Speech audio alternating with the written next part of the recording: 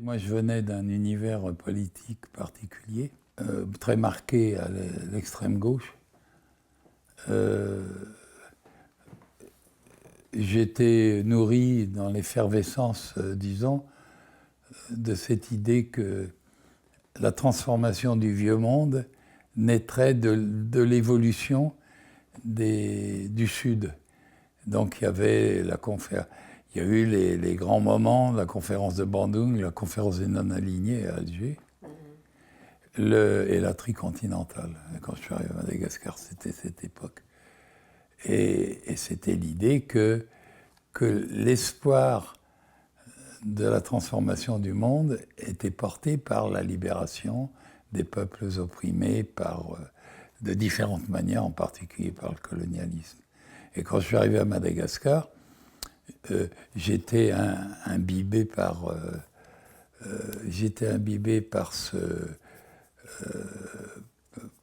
cette grande question.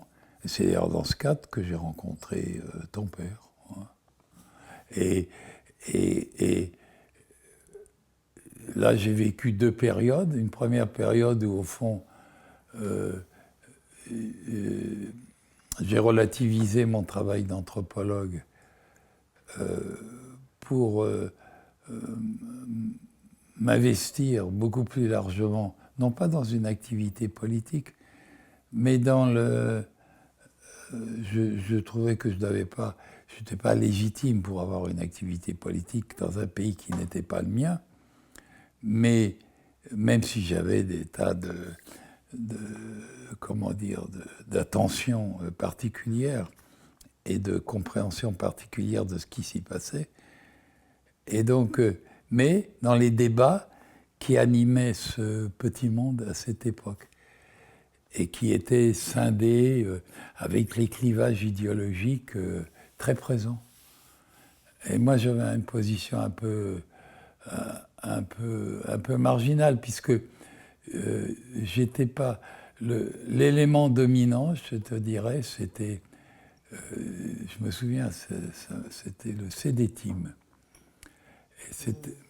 Voilà. Et en fait, l'élément dominant, il était catholique de gauche. Et moi, je n'étais pas du tout de ce côté-là. Et donc, je suis devenu, comme ça m'est arrivé souvent, un vilain petit canard, parce que il y avait une continuité. Après tout, là, on a des débats parce que on peut peut-être pas dire les choses à l'emporte-pièce, mais tu as envie de dire, au fond, c'est les jésuites qui ont écrit l'histoire de Madagascar. Bon, ce qui est vrai d'un certain côté, si tu regardes c'est-à-dire, et c'est là où tu vois, ils ont réussi à Madagascar, qu'ils n'ont pas pu réussir à l'époque Edo au Japon, tu vois. Parce que là, il y avait le Shinto, et si tu veux, c'était redoutable. Et à Madagascar, le pouvoir politique n'avait pas, les Malgaches n'avaient pas eu la chance, à cause de je dirais simplement, de leur développement démographique. Donc la société n'était pas assez puissante, alors que la société japonaise Edo, donc à l'époque où arrivent les jésuites, XVIIe siècle, même époque qu'à Madagascar, la société japonaise était une société absolument énorme démographiquement. Donc, organisée comme à Madagascar par des lignages très hiérarchisés avec des rituels très forts, etc., les jésuites n'ont pas pu rentrer là-dedans. Par contre, ils ont pensé la société malgache. Après, ils ont traduit le malgache dans les langues occidentales, en choisissant, Françoise Raison a montré ça dans son truc sur la Bible, en édulcorant une partie des conceptions, et donc, et surtout leur stratégie, et c'est ça qui est intéressant avec ce qu'on disait tout à l'heure sur les royautés, leur stratégie qui a toujours été celle-là, c'est nous allons vous libérer de vos sorciers.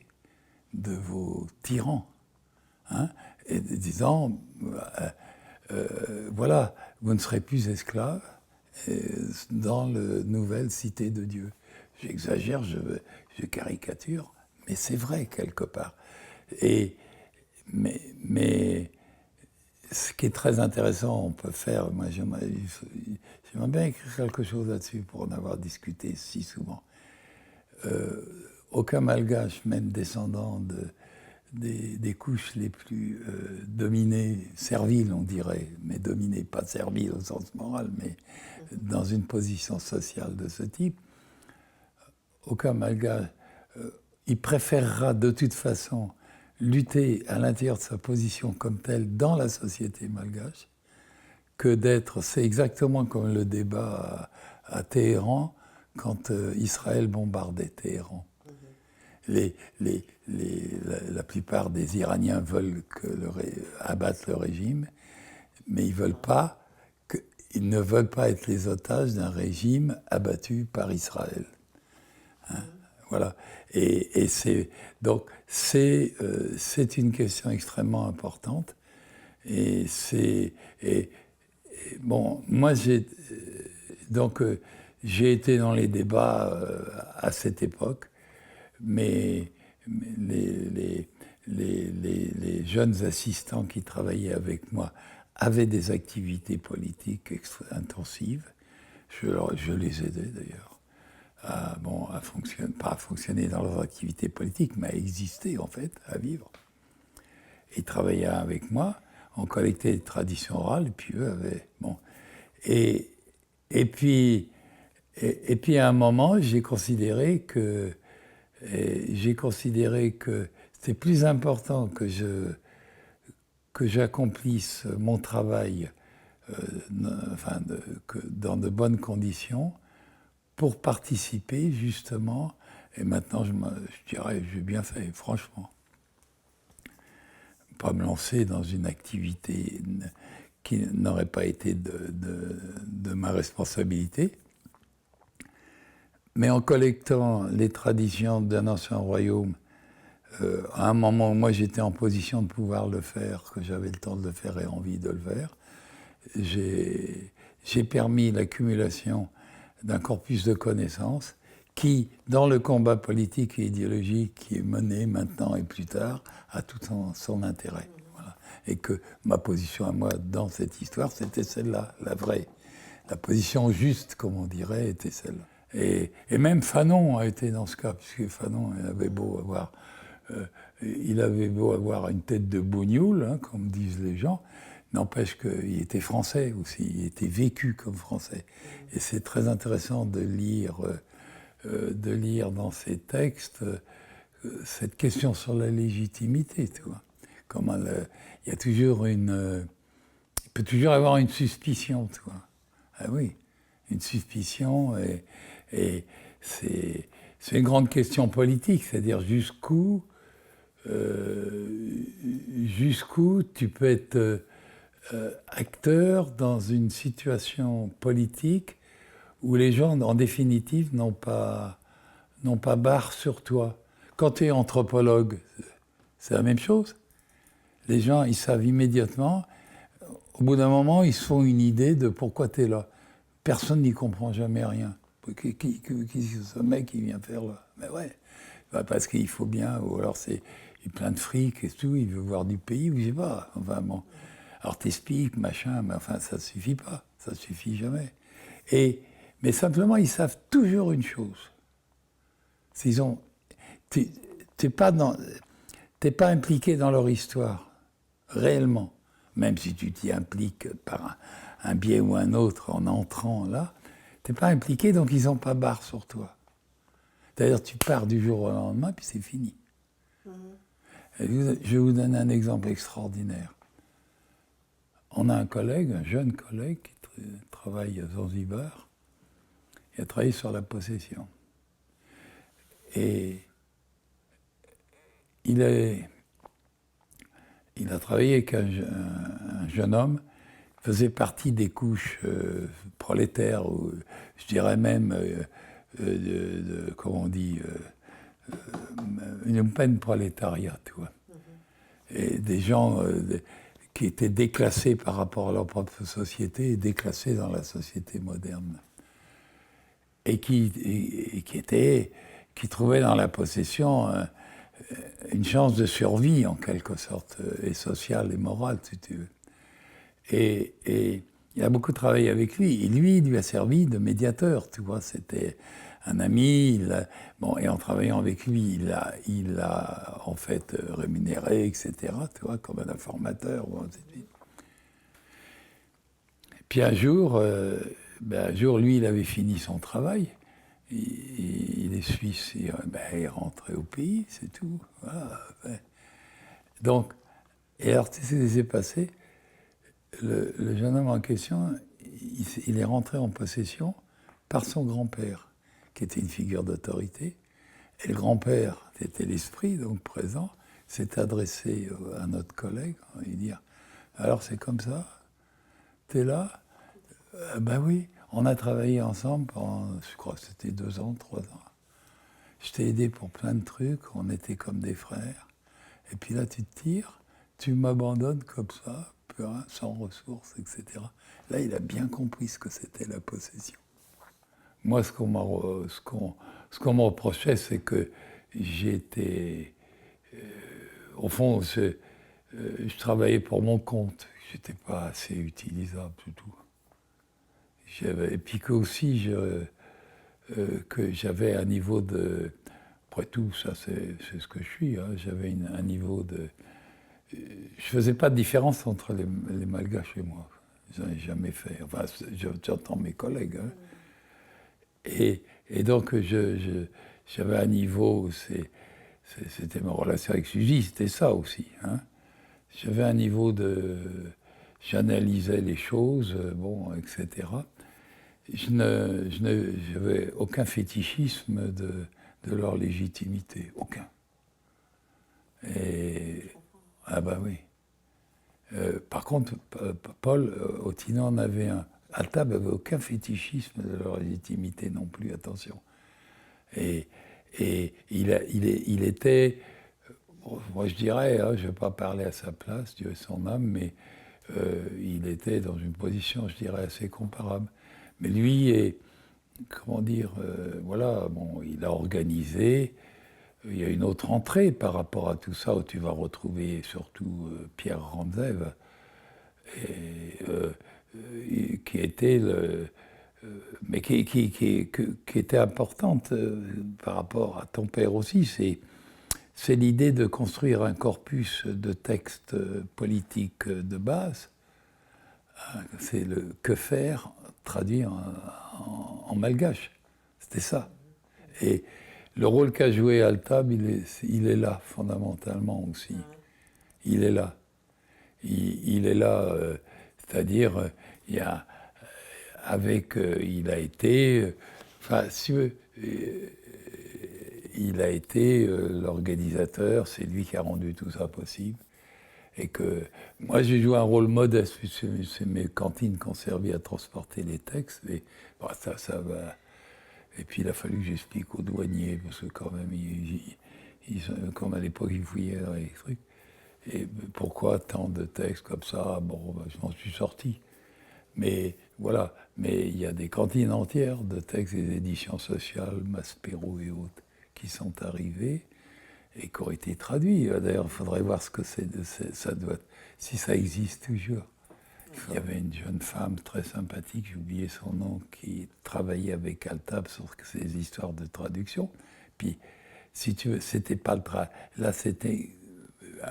on va rigoler. Je parlais des jésuites qui traduisent les représentations religieuses des anciennes royautés en fonction de leur propre espace liturgique et évangélique. Et là, tu avais d'autres problèmes de traduction qui se posaient.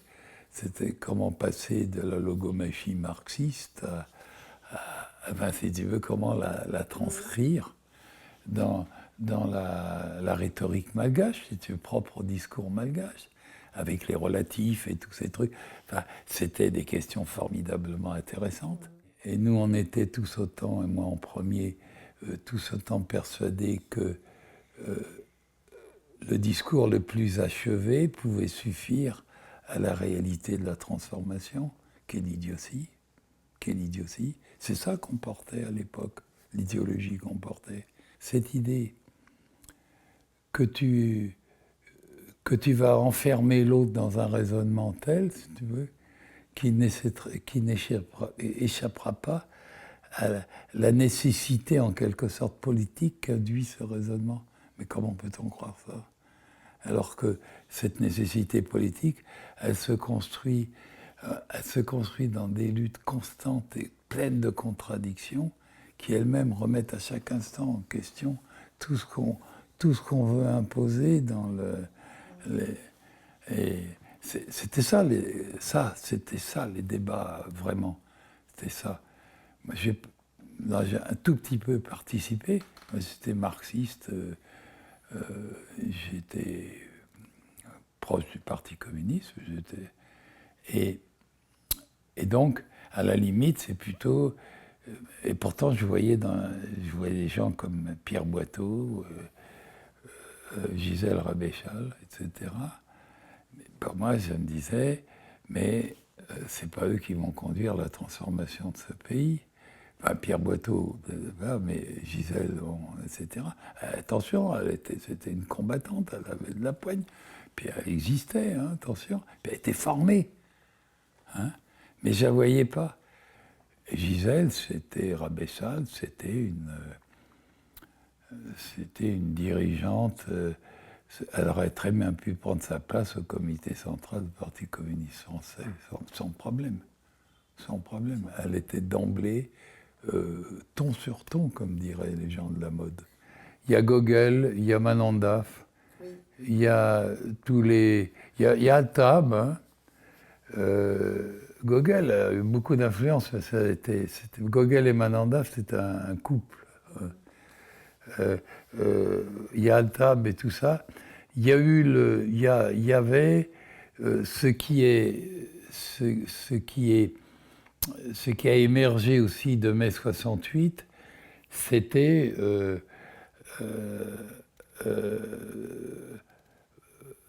enfin, moi, j'ai vécu toute cette période avant 68, 63, étudiant communiste à l'UNEF, tout ça. Et puis, c'est l'émergence des mouvements trotskistes, c'est-à-dire qui vont se... Bon, c'est Krivine et Weber qui vont constituer la JCR, c'est l'émergence des mouvements maoïstes qui vont faire long feu, mais qui participaient de cette idée que, en définitive, que les trotskistes reprennent à un autre niveau. En définitive, on peut construire le réel dans la rhétorique, en définitive, ou même on peut. Et alors que les bons staliniens ne sont pas dans cette logique, pas du tout. Il y a une rhétorique, bien sûr, du Parti communiste, mais ils sont dans le jeu politique le plus pragmatique, le plus concret, le plus tactique qui soit, naturellement. Tandis que là, il y avait cette idée que, et c'était l'effervescence dont on parlait, c'est-à-dire le Sud est porteur de l'avenir du monde dans la libération des opprimés, et que ça, je me souviens quand même de la question de l'entrisme dans le Monima. C'était la longue marche, c'était l'idée qu'il n'y a pas d'avenir politique pensable s'il n'y a pas une base de masse significative. Et le seul parti, la KFN avait une implantation presque, je dirais, comment te dire, c'était les chapelles protestantes quasiment, enfin oui. Enfin, je veux dire, la KFM n'avait pas d'implantation populaire réelle, à mon sens, pour ce que j'en comprends et en connais, Mais par contre, le seul qui avait une implantation, qui avait une base populaire, c'était Mouzazone. Mais ni ton père, ni Manandaf, ni... ah zut, je suis sûr, n'ont compris que l'organisation n'était pas une organisation militante, elle était lignagère. Elle était militante à partir de son organisation lignagère. Mouzazone montait au combat, hein, quand il traînait des gens derrière lui. C'est comme autrefois quand le roi faisait la guerre. Hein, enfin, si tu veux, c'était des lignages qui étaient alliés, et avec qui ils combattaient, etc., mais sur une base de reconnaissance sociale de ce type. Bon, il y avait quelques et leur ambition, ça a été de faire du Monima une organisation politique. Constatant qu'il y avait là, il y a du monde. Mais là aussi, tu pourrais reprendre la même formule. On s'est plutôt planté. Ils se sont plantés complètement parce que Mouzazone Mouzazone ne s'est pas laissé faire. Il a très vite compris que voilà, il allait être le dindon de la farce. Et puis de toute façon, ils ne pouvaient pas. Ils étaient, comment dire, ça c'est une analyse politique que je ne suis pas capable de la faire. Il faut travailler pour faire ça, pour essayer de montrer comment créer une mobilisation populaire à Madagascar dans les années 70. Hein, si tu veux, pour sortir Madagascar, ce qui était l'ambition absolue de ton père, du joug néocolonial, si tu veux, et de cet asservissement pire que l'asservissement précédent colonial, qui était un asservissement intellectuel, moral, social, etc. Hein, et comment faire émerger un peuple à la modernité, hein, alors que le peuple malgache vivait bon gré mal gré mieux à l'époque, moins nombreux aussi, mais encore dans des équilibres de rapports, si tu veux, de production qui permettaient de vivre correctement, hein, qu'il ne vit maintenant où beaucoup sont prolétarisés et dans les villes, tu vois, et ont perdu même le contact avec leur lieu d'origine. Maintenant, c'est l'époque des milliardaires et des présidents à vie. Tu vois, c'est une autre politique, en France aussi, avec la main mise sur tous les médias. Regarde, en France, tous les médias sont entre les mains de milliardaires maintenant. Et qui entendent intervenir sur,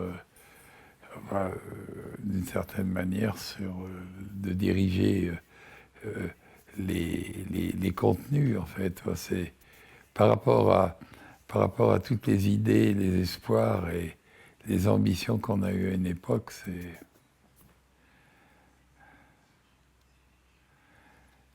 Voilà, c'est...